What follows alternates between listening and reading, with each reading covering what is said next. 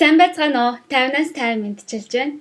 50 амьдралдаа талархаж байна цувралын маань 20 стих бичлэг эхэлж байна.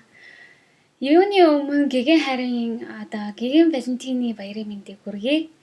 Өнөөдөр би юунд талархаж байна вэ гэхээр уран бүтээлч хүмүүстэй талархаж байна. Яагаад вэ гэхээр тэд нэр уран бүтээлээ туйрвэж, хүний сэтгэлийг хөдөлгөөж, урам зориг өгж байдагт маш их баярлж байна. Ямар нэгэн сайхан кино уран бүтээлийг үзээд хүн дотоод тэр ертөнцийн тэр тухайн уран бүтээлчийн бүтээлийг нь тунгаан үзэж нэгийг бодуулж тэгээд уран бүтээл тойрох сэтгэл бол надад төрдөг.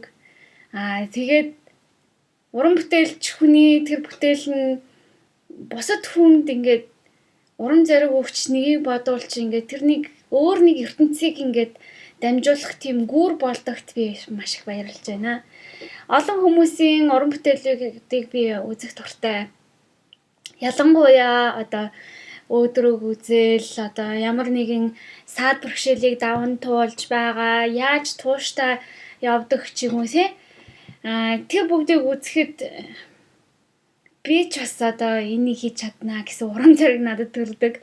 Тэгээд өнөөдөр энэ бичлэгийн ингээд үгээр дуусгая. Та бүхэн 50 амьдралыг та бүхнийг хайртай хүмүүстэйгээ гэгэн Валентины өдрөөр сайхан тэмдэглэж өнгөрүүлээрэй гэж хүсье. Мөн тэгээд цагаан сарынхаа бэлтгэлийг бас сайхан хийгээрэй гэж хүсье.